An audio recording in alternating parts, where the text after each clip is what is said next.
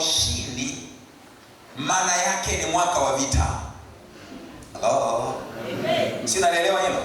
Amen. Maana hakuna ushindi bila mpambano. Lazima kuwe kuna mapambano, lazima kuwe kuna vita, halafu umehakikishiwa ushindi kabla. Kwa unaingia kwenye vita na mapambano ukiwa unajua ushindi ni wa kwako. Lakini ili iwe halisi hivyo, ni lazima ujue kanuni unazotakiwa kuzifuata. Unatakiwa ujue ni nini kikupasacho kukifanya ili iwe halisi. Vinginevyo, hata kama umetamkiwa, mambo yanaweza kawa tofauti. Sasa leo hii tunakwenda kujifunza jinsi ya kushinda upinzani dhidi ya mafanikio yako.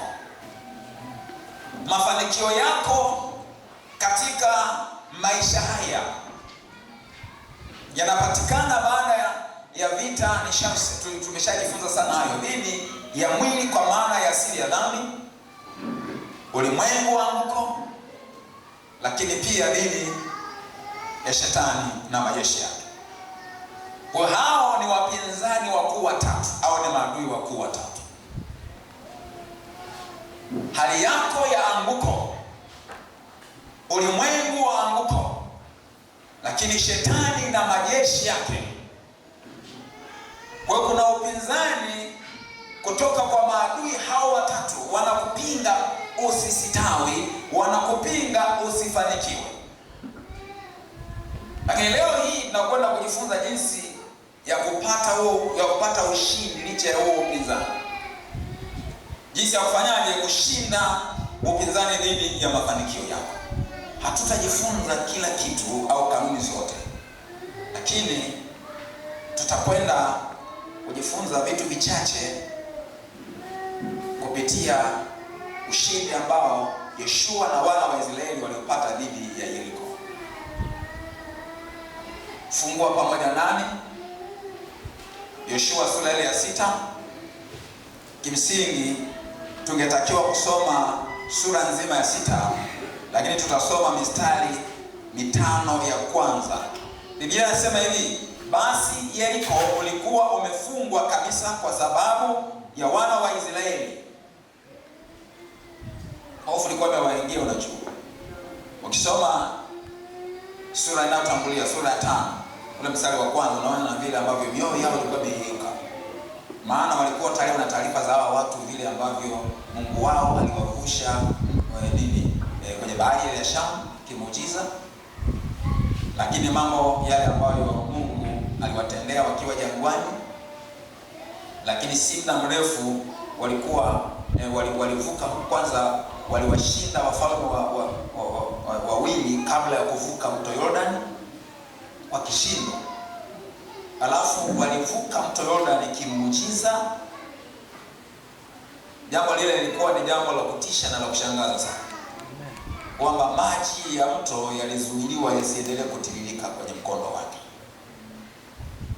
Kwa hiyo yakawa ni shughuli kubwa, yale maji yanaendelea kuja lakini hayapitilizi, yamezuiliwa. Alafu wakavuka wote. Sasa yote hayo walikuwa wanayaona wenyeji wa ile nchi, wakaogopa sana. Biblia inasema kwamba mioyo yao ikayeyuka. Sasa wakati watu hawa wameukaribia mji huu wa Yeriko, tunaambiwa kwamba mji huu kawa umefungwa, hakuna anayeingia, hakuna anayetoka. Sasa ulikuwa ni mji wenye ngome, yani ukuta, na ngome zile zilikuwa ni kwa ajili ya ulinzi. Kwa hiyo ikifika mahali kuna kitisho cha usalama, walikuwa wanajifungia kwenye ngome wakidhani watakuwa salama wakiwa ndani ya ile ngome. Kwa tunaambiwa, nirudi tena nianze mstari wa kwanza. Sema basi Yeriko ulikuwa umefungwa kabisa kwa sababu ya wana wa Israeli, hapana mtu aliyetoka wala hapana mtu aliyeingia. Bwana akamwambia Yoshua, tazama nimeutia Yeriko katika mkono wako na mfalme wake na mashujaa wake, nanyi mtauzunguka mji huu, watu wote wa vita mkiuzunguka mji mara moja, fanya hivi siku 6. Na makuhani 7 watachukua tarumbeta 7 za pembe za kondoo waume mbele ya hilo sanduku, na siku ya 7 mtauzunguka mji mara 7. Nao makuhani watapiga tarumbeta zao. Kisha itakuwa watakapopiga hizo pembe za kondoo waume kwa nguvu, nanyi mtakaposikia sauti ya tarumbeta, watu wote watapiga kelele kwa sauti kuu, na ukuta wa mji utaanguka. Akiendelea mbele kukabili.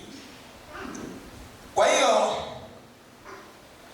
kama ambavyo tumekwisha kusema ya kwamba mji huu ulikuwa umezingirwa na ngome na kuta, na kwa wakati huo, kwa sababu hazikuwepo silaha za kisasa kama za leo, maana silaha za sasa hivi hauwezi ukasema kwamba unajenga ukuta ili mji uwe salama. Labda tu utajenga ukuta kuzuia watu wasipite, lakini si kwa usalama kwamba hamtavamiwa kwa sababu mna ukuta.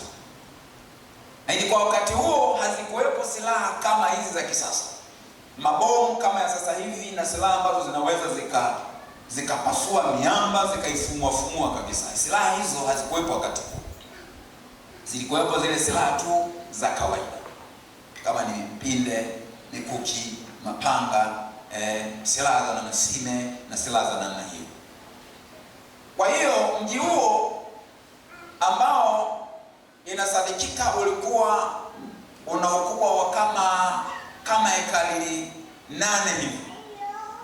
Maana unapozungumza mji mkubwa wakati huo, usichukue picha ya sasa ukaipeleka wakati ule.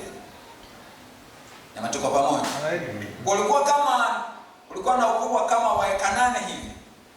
Na ukuta wake ule tunaambiwa ulikuwa kama urefu wake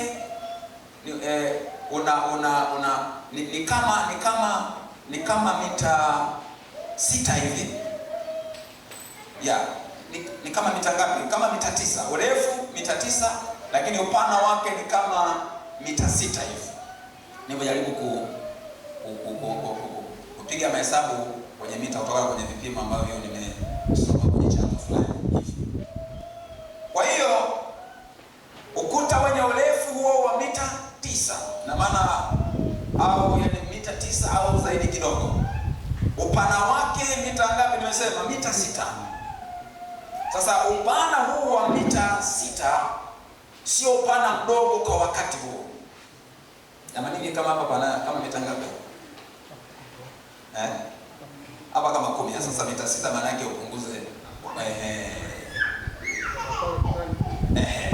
kwa ni mahali ambapo askari wanaweza wakapanda hapo na wakafanya doria na hivyo. Kwa hiyo ina maana ni ukuta mnene, sio ukuta ambao tunajenga sasa hivi unatumia tofali ya inchi.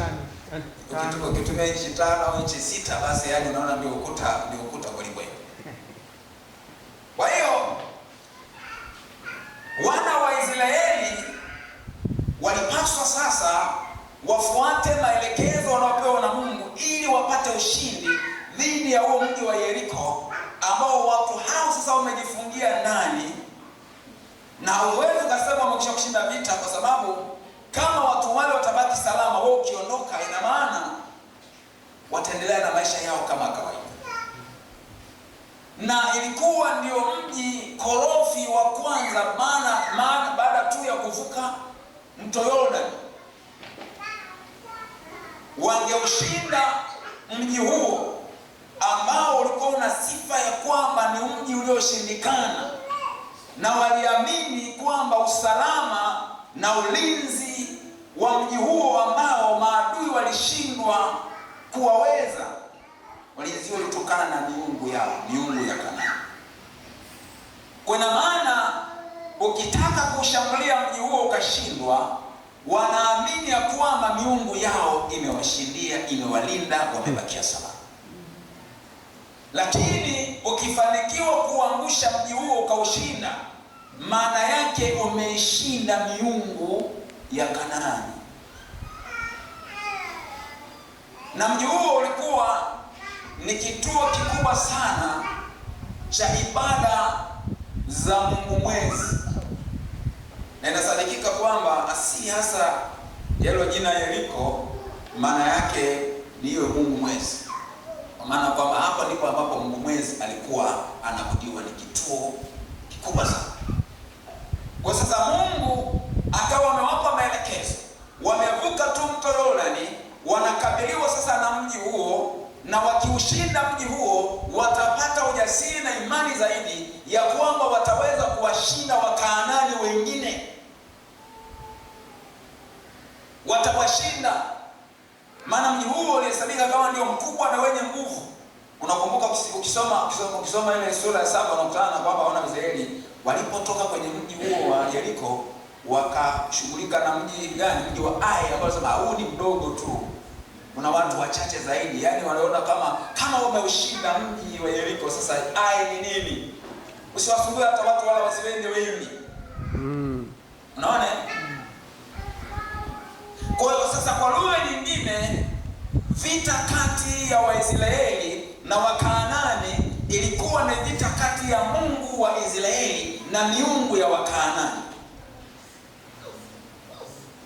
Wakishinda katika vita, maana yake Mungu wao amewashindia, yaani ndiye aliyeshinda kinyume na ile miungu ya Wakanaani. Wakishindwa vitani, tafsiri yake ni kwamba Mungu wa Israeli ameshindwa kinyume na miungu ile ya Wakanaani. Unaweza kupata picha hii. Na hii ni ya muhimu sana. Maana hayo sasa ni mambo ya zamani sana huko. Miaka mingi sana huko nyuma.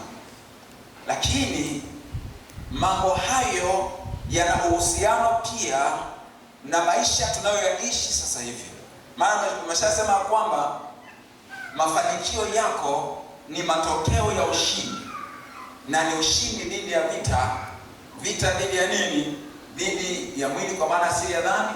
Vita dhidi ya nini? Vita dhidi ya ulimwengu huu wa anguko, lakini pia vita dhidi ya shetani na majeshi yake. Na hili sasa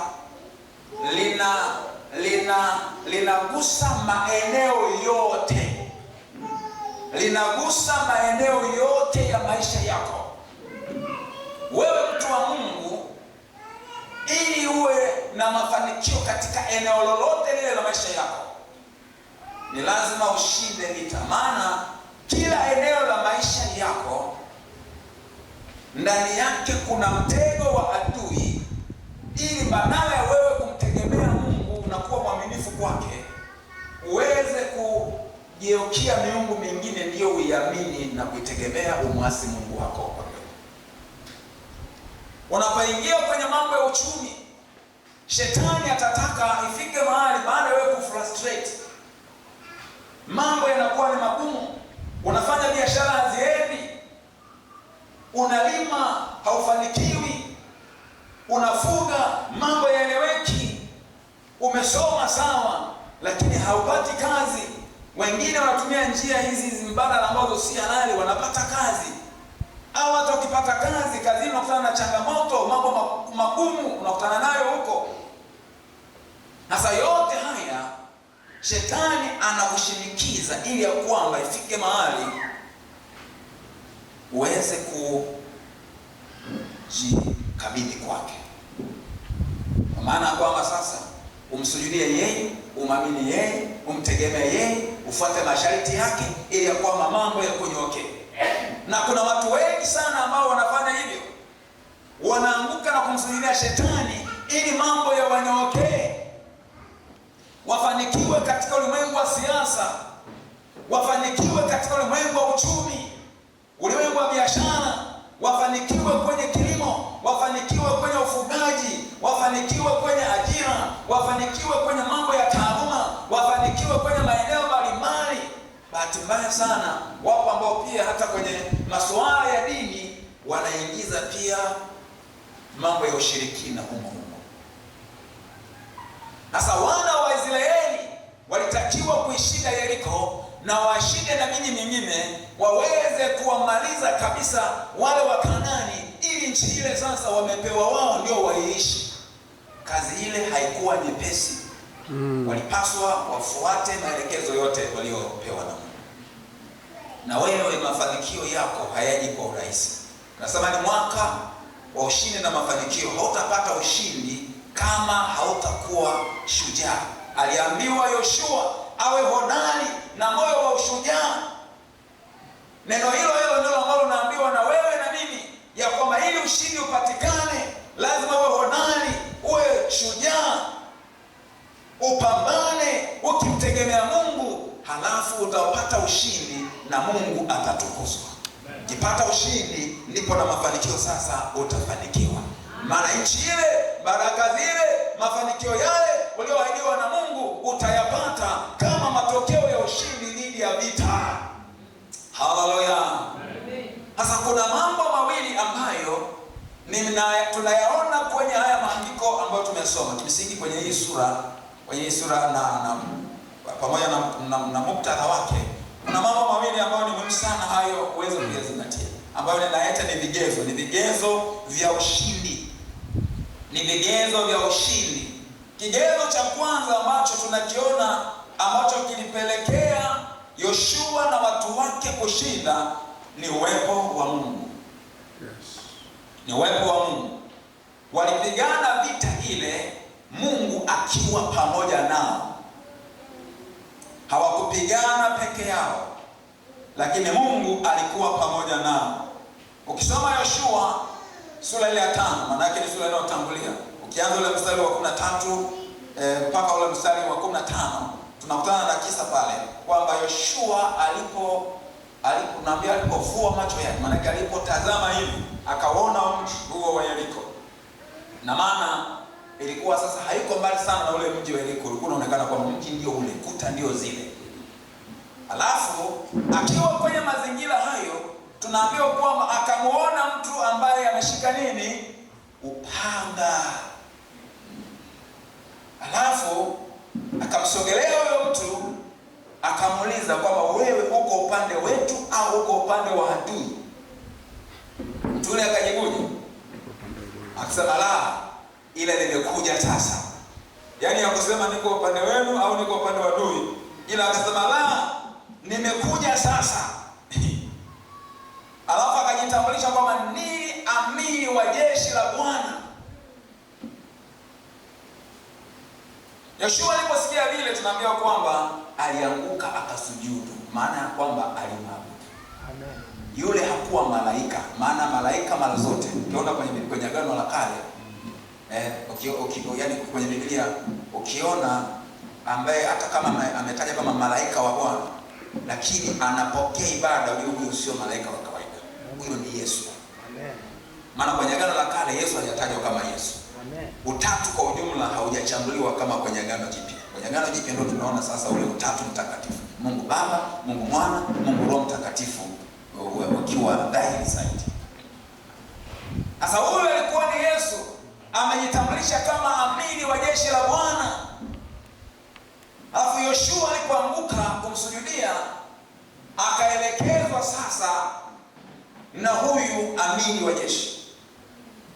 Sasa maelekezo aliyopewa kwenye hiyo mistari ya hiyo sura ya 5, kwanza anaambiwa kwamba vua viatu vyako, maana mahali hapo ni patakatifu. Vua viatu vyako.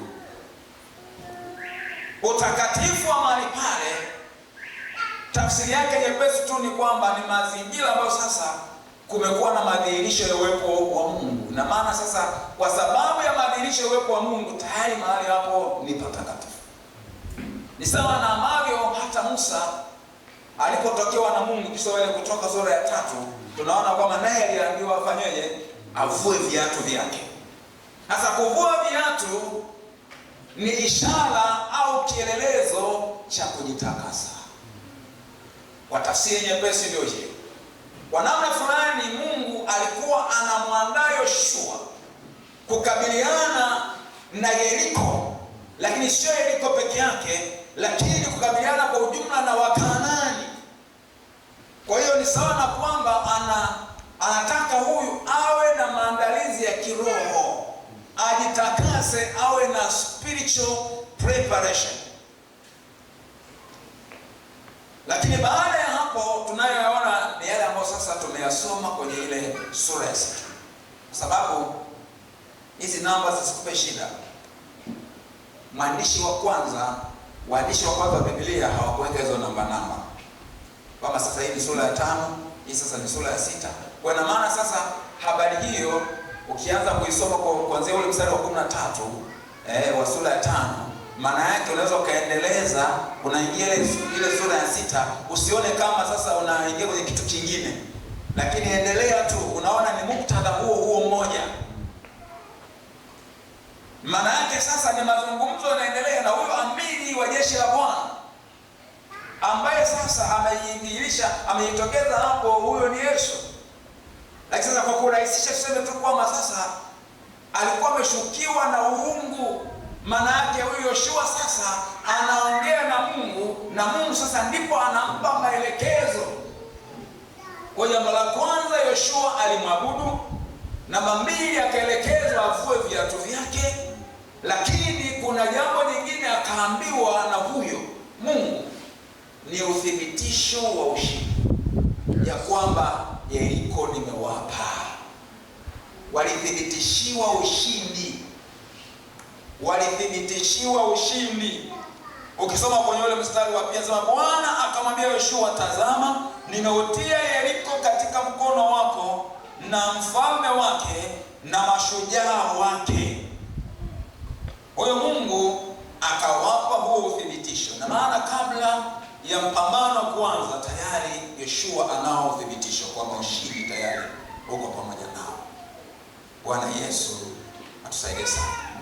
Lakini jambo lingine tunaloliona ni kwamba sasa huyu Mungu akatoa maelekezo ya vita, akatoa maelekezo namna ya kukamili ule mji wa Yeriko kwa namna ya kibinadamu na kwa uzoefu wa kawaida. Kama pengine wangewakusanya watu wazoefu wa vita, ya kwamba sasa mji ndio huu, hali yake iliyo walionayo ndio hii, inawezekana wangekuwa na mbinu za kibinadamu namna ya kukabiliana na mji Yeriko ili kushinda, lakini hawakuhitaji hekima na maarifa ya kibinadamu. Walihitaji kumsikia Mungu mwenyewe ili awape maelekezo nini wafanye ili wapate ushindi. Yes. Mara nyingi sana tunashindwa katika vita. Adui anatuweza kwa sababu tunategemea sana akili zetu, na kama sio akili yako wewe mwenyewe unategemea zaidi ushauri wa mtu mwingine, mwanadamu mwenzako. Ndio tunaposoma katika Mithali tunaambiwa kwamba mtumaini Bwana kwa moyo wako wote, wala usizitegemee akili zako mwenyewe. Usizitegemee akili zako mwenyewe, na wala usiwategemee wanadamu wengine. Na ndio maana hata Yeremia akaambiwa kwenye ile sura 17, aliambiwa ya kwamba amelaaniwa mtu yule amtumainiaye mwanadamu, amfanyaye mwanadamu kuwa ni kinga yake, na moyoni mwake amemwacha Bwana. Unataka ushindi katika maisha yako, yawe ni ya rohoni, yawe ni ya masuala ya uchumi, yawe ni masuala ya ndoa na familia, yawe ni mambo ya kazini kwako, iwe ni kwenye shughuli za kilimo, iwe ni kwenye shughuli yoyote ili kwenye maisha ya kawaida, kwenye habari za afya yako, katika eneo lolote lile maisha yako, unataka ushindi, unataka ustawi, unataka mafanikio, unatakiwa uhakikishe kwamba Mungu yupo. Uwepo wa Mungu ni wa lazima. Mungu lazima awepo. Haleluya. Kati fulani hivi kuna ujumbe aliohubiri Dr. Immaculate Migula kwa habari za vile ambavyo ni muhimu Mungu Yesu kuwepo chomboni. Ni kwenye ile fungu ambalo Yesu alikuwepo chomboni, alafu chombo kikaanza kusukosuko kwa sababu ya dhoruba, alafu yeye akawa tu amelala usingizi afanye chochote, alafu baadaye ndio sasa wakaenda wakamshtua, hivi si kitu kwako kama tunaangalia. Sasa walipotambua uwepo wake, na kumpa nafasi ili afanye kitu, ndipo akaukemea ule upepo, alafu bahari ikawa shwari.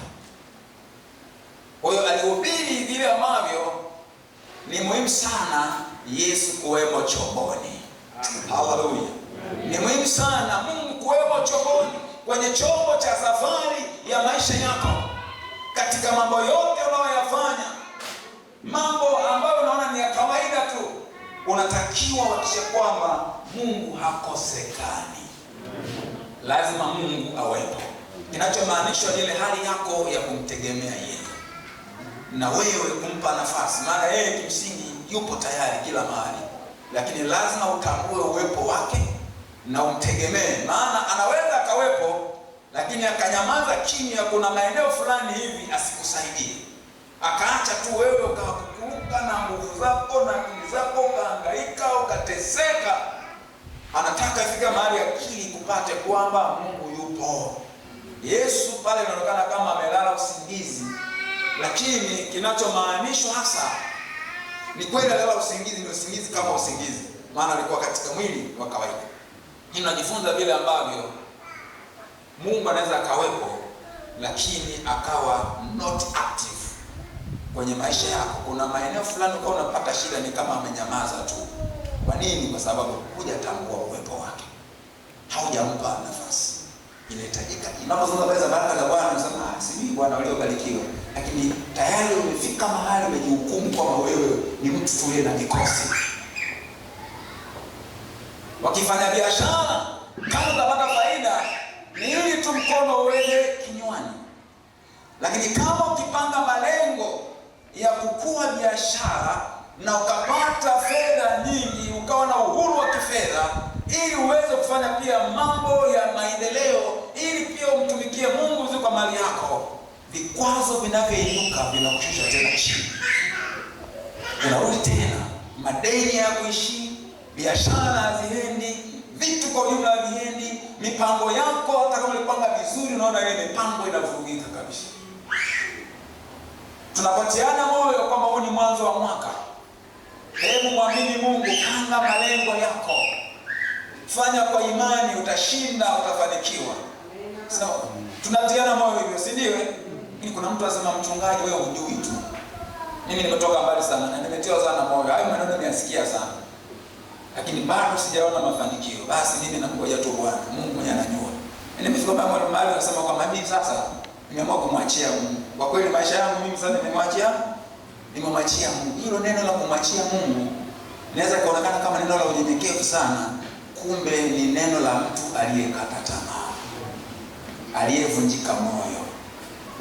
Kisikia mtu anasema mimi kwa kweli sasa nimeamua tu kumwachia Mungu, fuatilia vizuri huyo mtu, iliyo mara nyingi ni mtu ambaye amevunjika moyo, amekata tamaa. Zipo hatua ambazo alitakiwa endelee kuzichukua, lakini imefika mahali ameamua kukaa chini. Ni mtu ambaye inawezekana amefika mahali amekaa chini, ametemu kama ambavyo Elia alikata tamaa, akakaa chini amletemu, akajiombea roho yake afe. Ninakutia moyo ya kwamba usikate tamaa. Nakutia moyo ya kwamba usivunjike moyo. Nakutia moyo ya kwamba Mungu yu hai. Nakutia moyo kwamba Mungu ana nguvu. Nakutia moyo kwamba Mungu ni mwaminifu. Nakutia moyo ya kwamba hayawi yatakuwa. Hayawi yatakuwa. Umejaribu mara nyingi, umeshindwa, lakini usikate tamaa. Usikate tamaa. Usikate tamaa.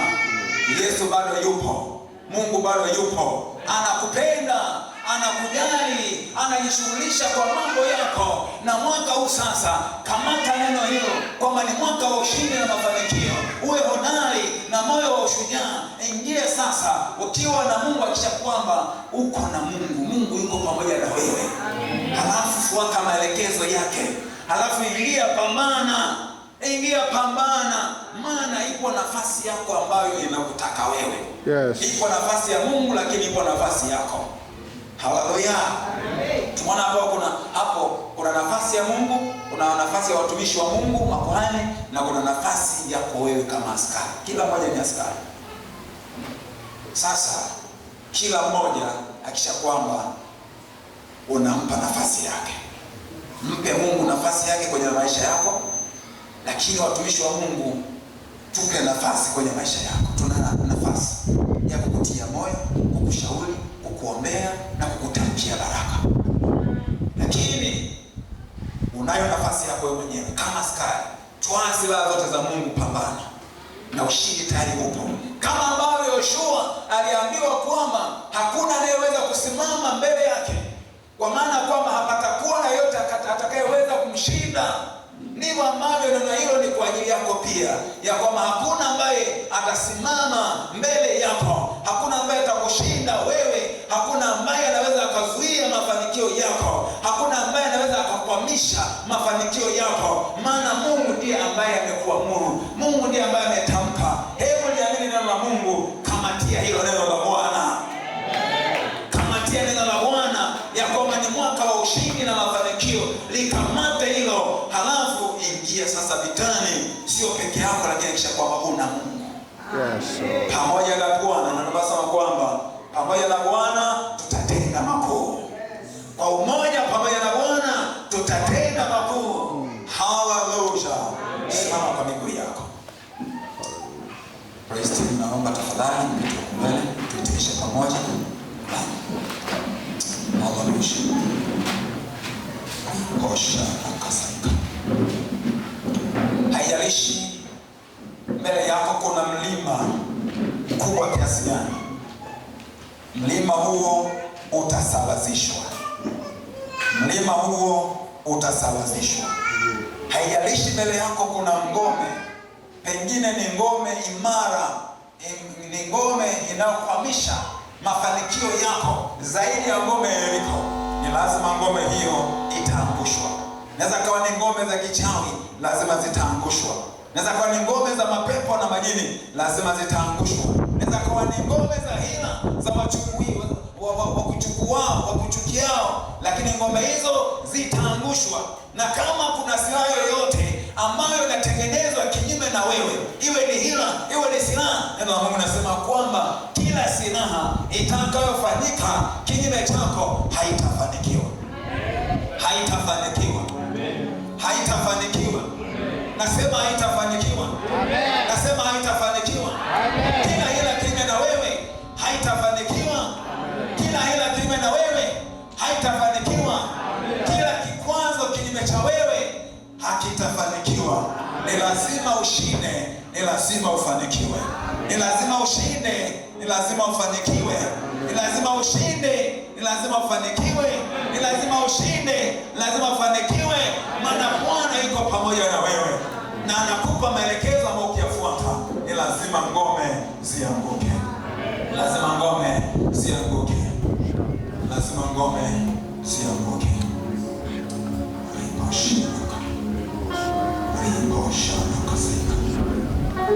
Hebu nyosha mikono yote juu. Umefunika macho yako,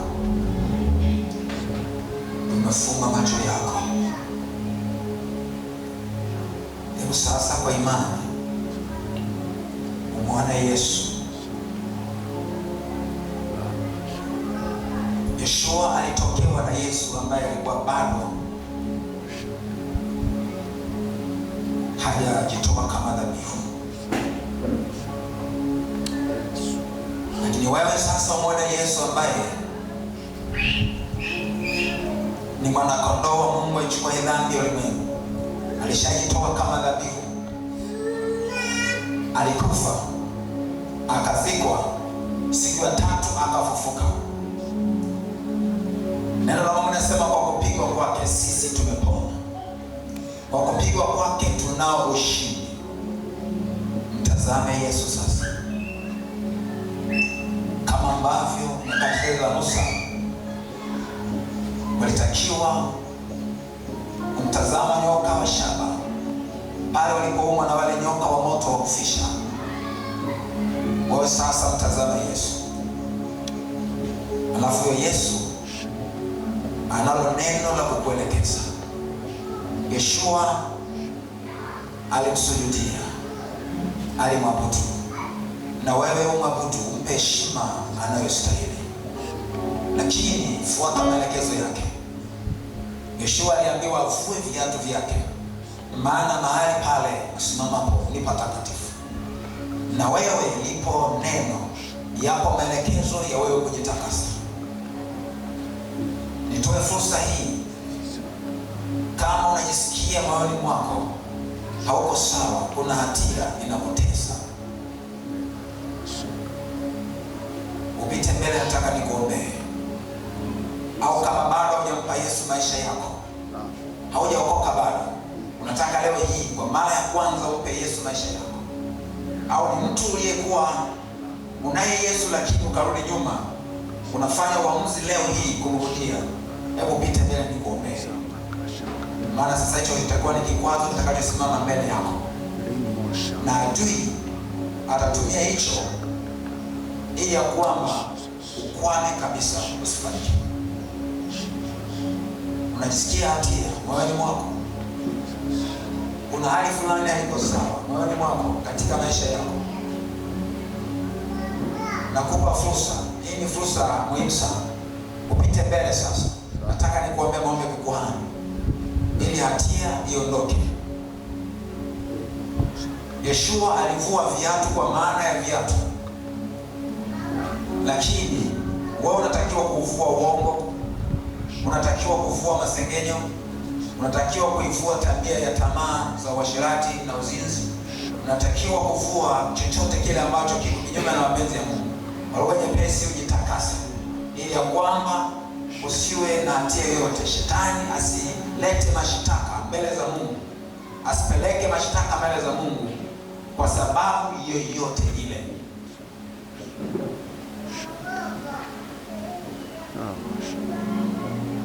Lakini Yoshua, mbali na kuambiwa avue viatu vyake, ndio sasa akapewa maelekezo ya vita.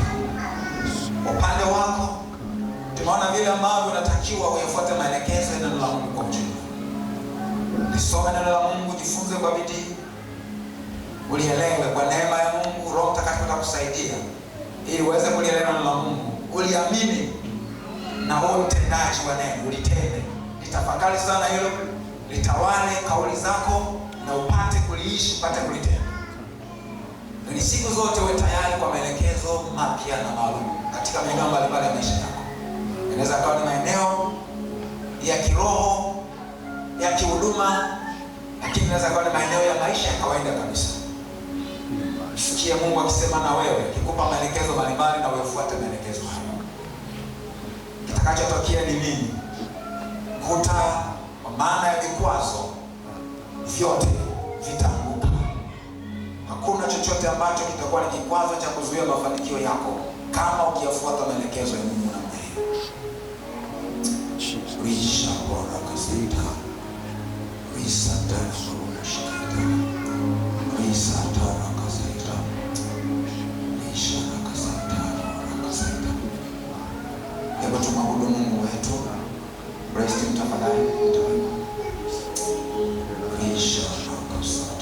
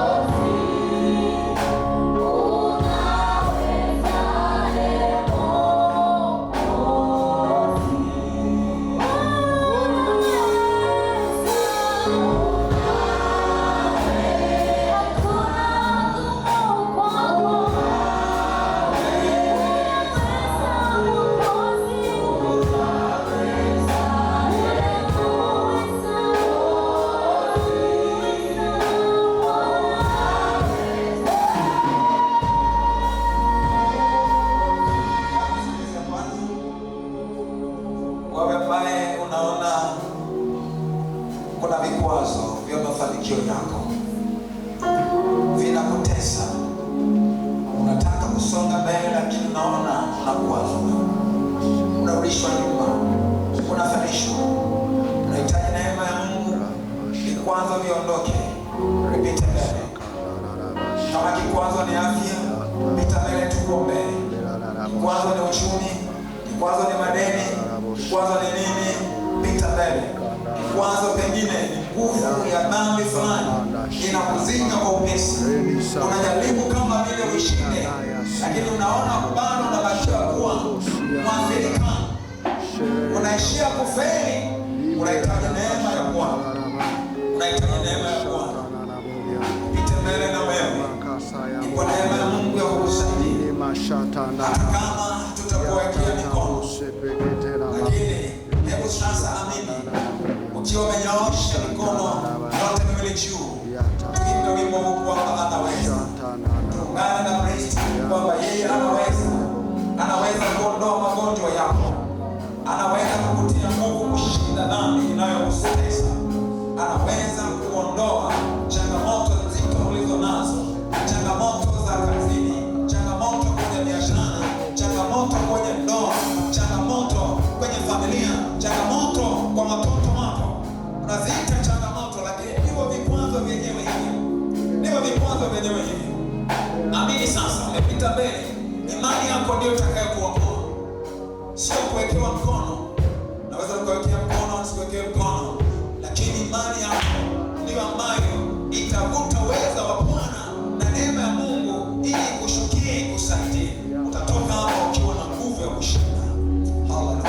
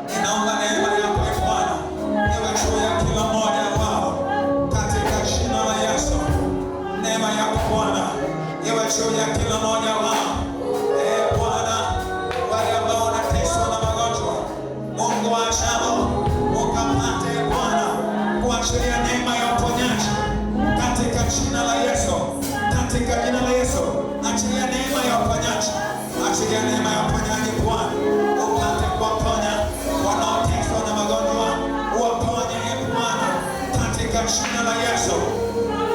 Wale wanaopita kwenye changamoto za kifedha, wengine Bwana unajua yamkini wana madeni ambayo yanamatesa, hawana raha, hawajui watalipaje madeni yao. Bwana Mungu wa ajabu, wahurumie Bwana, wahurumie Bwana, wahurumie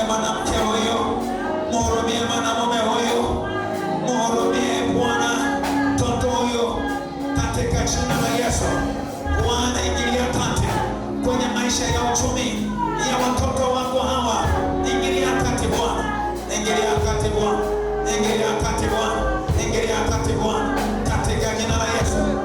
Wengine Bwana wanazo changamoto kwenye ndoa zao, wanazo changamoto kwenye maisha yao ya familia, wanazo changamoto.